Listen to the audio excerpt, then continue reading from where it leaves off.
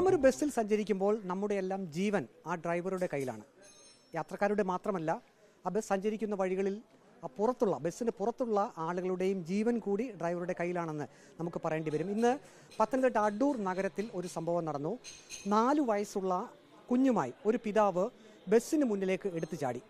ഡ്രൈവറുടെ സമയോചിതമായ ഇടപെടൽ മൂലം ആ 4 വയസ്സുകാരൻ്റെയും പിതാവിൻ്റെയും ജീവൻ തിരിച്ചു കിട്ടി. പത്തനംതിട്ട ബസ് സ്റ്റാൻഡിൽ നിന്നും അടൂർ ഭാഗത്തേക്ക് സർവീസ് നടത്തുന്ന അശ്വിൻ എന്ന ബസ്സിൻ്റെ ഡ്രൈവർ ഉണ്ണിച്ചേട്ടനാണ് നമ്മോടൊപ്പം ഉള്ളത്. ഉണ്ണിച്ചേട്ട, അവർ പെട്ടെന്ന് മുന്നിലേക്ക് വന്നത് കണ്ടിരുന്നോ? യഥാർത്ഥത്തിൽ ഞാൻ ലോങ്ങിൽ നിന്ന് പുള്ളിയെ കണ്ടായിരുന്നു. പുള്ളി ഇങ്ങനെ ഇടത് സൈഡ് കയറി ഇങ്ങനെ വരുന്നു, കുഞ്ഞിനെ മാറോട് വെച്ചുകൊണ്ട് വരുന്നു. അപ്പോൾ നമ്മൾ സ്വാഭാവികമായിട്ട് കണ്ടു, നമ്മളത് മാറ്റി. എന്തോ ഒരു പന്തികേട് തോന്നി റോഡ് ക്രോസ് ചെയ്ത് വന്നത് കണ്ടപ്പോൾ. അതുവരെയും ചെയ്തില്ല. പുള്ളി അവിടെ നിന്ന് ഇങ്ങനെ നടന്നു വരുന്നുണ്ടായിരുന്നു. അപ്പോൾ നമ്മൾ ശ്രദ്ധിച്ചു, നമ്മളത് പിന്നെ മനസ്സിൽ നിന്ന് മാറ്റി നമ്മൾ പിന്നെ മുന്നോട്ട് വണ്ടി എടുക്കുക. പെട്ടെന്ന് സെക്കൻഡിനുള്ളിൽ പിന്നെ വണ്ടി റോഡിലോട്ട് താടിയിട്ട് എൻ്റെ മുന്നോട്ട് നേരുവേണ്ടിയിരുന്നു. ബ്രേക്ക് ചവിട്ടിയപ്പോൾ മനസ്സിലൊരു ആശങ്കയുണ്ടായിരുന്നു, അവർക്ക് എന്തെങ്കിലും പറ്റി കാണുമോ? അത് കറക്റ്റ് ഉണ്ട്, കാരണം വണ്ടി കയറിയിട്ടില്ലെന്നറിയാം. അവിടെ ഇവിടെ തട്ടിയിട്ടെങ്കിലും ഉണ്ട്, അല്ല വണ്ടിയുടെ വീല് കയറിയിട്ടില്ല. നമുക്ക് ഫസ്റ്റായിട്ട് അറിയാം. ആ ദൃശ്യം കണ്ടപ്പോൾ പേടിച്ചു പോയി. യഥാർത്ഥത്തിൽ പേടിക്കുന്നല്ല, അത് അവരുടെ ജീവനല്ലേ നമുക്ക് വലുത്. കയ്യോ കാലോ ഒടിഞ്ഞാലല്ല പ്രശ്നം, നമുക്ക് ജീവനാണ് ഏറ്റവും വലുത്. അതായത് ബസ്സിന്റെ ഈ ഒരു ഭാഗത്തിന് അടിയിൽ കൂടി ആ കുഞ്ഞും അച്ഛനും അടിയിലേക്ക് പോയി.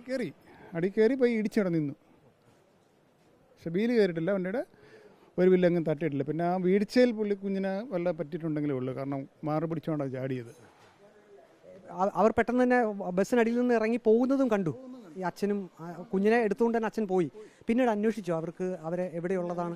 നമുക്ക് സമയമില്ലല്ലോ, നമ്മളെന്തായാലും അടുത്ത ഇതിലോട്ട് പോയിക്കൊണ്ടിരിക്കില്ല. അപ്പം പിന്നെ തിരക്കുന്നുണ്ട്. ഇപ്പോൾ ഇടയ്ക്ക് എൻ്റെ കണ്ടക്ടർ സജസ്റ്റ് ഞാൻ പറയുന്നുണ്ട്, എൻ്റെ സംഭവം നടക്കുന്നത് അങ്ങനെ വൈറലൊക്കെ ആവുന്നുണ്ട്. ഞാൻ പറഞ്ഞ കുഞ്ഞ് രക്ഷപ്പെട്ടില്ല, അത് മതി എന്ന് പറയും. നമുക്ക് വേറെ അയാളെല്ലാം നമുക്ക് നോക്കണ്ട, കുഞ്ഞിനെയാണ് നോക്കേണ്ടത്. പൊടിക്കുഞ്ഞല്ലേ കണ്ടക്ടർ എന്നുള്ള രീതിയിൽ. അപ്പോൾ എന്താണ് സംഭവിച്ചതെന്ന് മനസ്സിലാക്കാൻ പറ്റിയിരുന്നു? നമ്മൾ കണ്ടുകൊണ്ട് നിൽക്കുകയല്ലേ ഫ്രണ്ടിൽ. വണ്ടിയിൽ തിരക്കില്ലല്ലോ, സമയത്ത് തിരക്കില്ല. അതെല്ലാവരും ഭയന്നു പോയി. ആ ഒരു നിമിഷം ഓർക്കാൻ കൂടി കഴിയുന്നില്ല ഇപ്പം, കാരണം അത്ര ഭയന്നു പോയി. അങ്ങനെ നല്ലൊരു പേടിച്ച് മേടിച്ചു. നമ്മൾ ഇച്ചിരി ഇത് ചെയ്തു, നമ്മളെ പുറത്തിറങ്ങിയില്ല.